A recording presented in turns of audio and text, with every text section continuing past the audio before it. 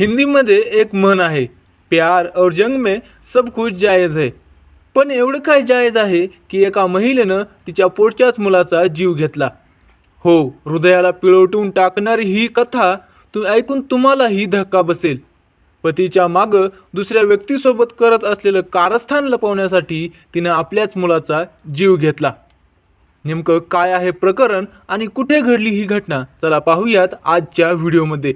पण त्या अगोदर आपण अजूनही आपल्या मराठी क्राईम डायरी चॅनलला सबस्क्राईब केलं नसेल तर आत्ताच करून घ्या आणि शेजारील घंटी नक्की दाबा, जेणेकरून आपल्या चॅनलवरती आलेला नवीन व्हिडिओ तुमच्यापर्यंत लवकरात लवकर पोहोचेल. तर चला सुरुवात करूयात. आजची कथा आहे मध्य प्रदेशमधल्या ग्वालियर शहराची. इथे थाटीपूर ठाणी परिसरातल्या तारामाई कॉलनीमध्ये ध्यानसिंग राठोर राहतात, जे की मध्य प्रदेश पोलीसमध्ये हवालदाराच्या पदावर कार्यरत आहेत. 2017 साली त्यांचं लग्न ज्योती नावाच्या तरुणीशी झालं होतं. पूर्ण परिवार खूप आनंदी होता. ध्यानसिंह राठोर, त्यांची पत्नी ज्योती आणि त्यांच्या 2 मुलांसोबत आनंदी जीवन जगत होते. एके दिवशी ज्योती तिच्या पतीला बोलली की घरात बसून मी खूप परेशान होते, तर घराच्या खाली एक दुकान खोला, ज्यात माझा वेळ जाईल आणि थोडे काही पैसेसुद्धा येतील.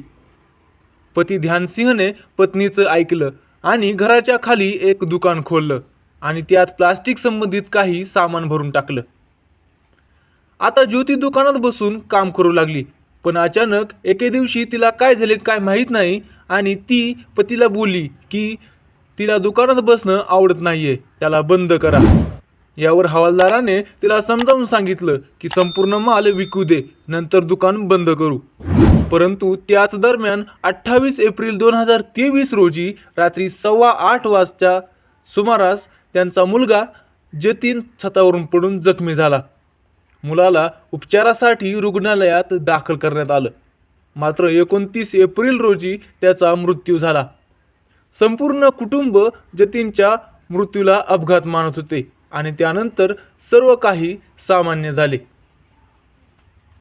काही दिवस असेच गेल्यानंतर ज्योती रात्री अचानक उठून बसू लागली आणि अस्वस्थ वाटू लागली आणि भिलेली दिसत होती. आपल्या 3 वर्षाच्या मुलाच्या आकस्मिक मृत्यूमुळे ज्योती घाबरली असावी आणि ती घाबरून जागी झाली असावी असं कुटुंबियांना वाटलं. मुलगा जतीनच्या मृत्यूने ज्योतीला धक्का बसल्याचे सर्वांना वाटत होते. या कारणामुळे तिला झोप येत नाही, पण ज्योतीची प्रकृती दिवसेंदिवस खराब होऊ लागली. डॉक्टरांकडून खूप समज देऊन आणि उपचार करूनही तिच्यात काहीच बदल झाला नाही. मिळालेल्या माहितीनुसार ज्योती रात्री जागीच असायची, कारण तिचा मृत मुलगा जतीन तिला वारंवार स्वप्नात दिसायचा. आपल्या मुलाचा आत्मा घरात कुठेतरी भरकटत आहे असं अनेक वेळा ज्योतीलाही वाटत होतं.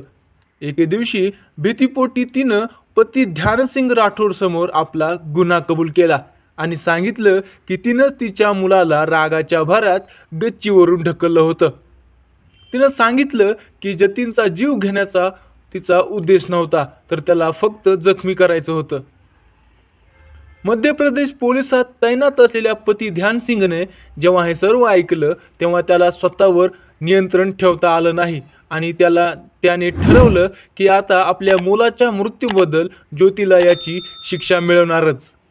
परंतु त्याच्याकडे कोणताही पुरावा नव्हता, म्हणून त्याने प्रथम त्याच्या पत्नीला विश्वासात घेतलं. यानंतर तो तिच्याशी रोज याविषयी बोलू लागला आणि मोबाईलमध्ये सर्व काही रेकॉर्डिंग करू लागला. यानंतर ध्यानसिंग यांनी ज्योतीला त्यांच्या मुलाच्या पडण्याच्या वेळेबद्दल सर्व प्रकारचे प्रश्न विचारण्यास सुरुवात केली. एके दिवशी ध्यानसिंग त्याची पत्नी ज्योतीला घेऊन गच्चीवर गेला आणि तिला हा सीन पुन्हा तयार करण्यास सांगितला. इथंही ज्योती त्याला फसवत राहिली आणि वेगवेगळ्या ठिकाणी तिच्या उपस्थितीबद्दल सांगत होती. त्यामुळे कॉन्स्टेबल ध्यानसिंगचा संशय आणखी वाढला गेला. एके दिवशी रडत रडत ज्योतीने शेवटी आपला गुन्हा कबूल केला आणि सांगितले की तिने जतीनला दुखापत न करता त्याला मारण्याच्या उद्देशानं खाली फेकलं होतं आणि यामागे दुकान नसून दुसरं काही कारण होतं. मात्र तोपर्यंत ध्यानसिंगने त्याच्या पत्नीचे सर्व ऑडिओ आणि व्हिडिओ रेकॉर्ड करून पुरावे करून ठेवले होते. जवळपास 2 महिन्यानंतर हवालदार ध्यान सिंगने स्वतः थाटीपूर पोलीस स्टेशनमध्ये पोहोचले आणि त्यांनी आपल्या मुलाच्या हत्येप्रकरणी पत्नीविरोधात तक्रार दाखल केली आणि पोलीस या प्रकरणाचा तपास करत होते. दुसरीकडे पोलिसांनी आरोपी ज्योती राठोडला अटक करून तिची चौकशी सुरू करताच तिने पुन्हा एकदा इतर पोलिसांनाही फिरवाफिरवीच्या गोष्टी सांगण्यास सुरुवात केली.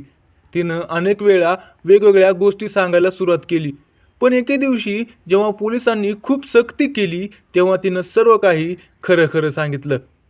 मात्र तिच्या मुलाच्या हत्येचं कारण ऐकून तिचा पती ध्यानसिंग राठोड आणि इतरांच्या पायाखालची जमीन सरकली.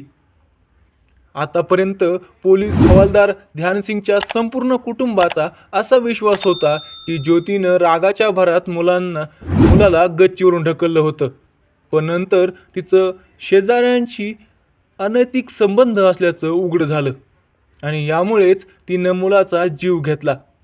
पोलीस चौकशीत ध्यानसिंगची पत्नी ज्योती हिचे शेजारी राहणाऱ्या उदय इंडोलिया याच्याशी संबंध असल्याचं समोर आलं. दोघांचे अनेक दिवसांपासून अनैतिक संबंध सुरू होते. तर घडलं असं की 28 एप्रिलच्या संध्याकाळी हवालदार ध्यानसिंगच्या घरी एक कार्यक्रम चालू होता. पती ध्यानसिंग संपूर्ण कुटुंब पाहुण्यांच्या मेजवानीत व्यस्त होते. तेव्हा विवाहित ज्योती तिचा प्रियकर उदयला भेटण्यासाठी टेरेसवर पोहोचली. आईला टेरेसवर जाताना पाहून बिचारा जतीनही तिच्या मागे गेला. येथे त्याला शेजारी असलेल्या उदयच्या मिठीत आई दिसली. यामुळे ज्योतीला भीती वाटत होती की तिचा मुलगा आपले अवैध संबंध उघड करेल.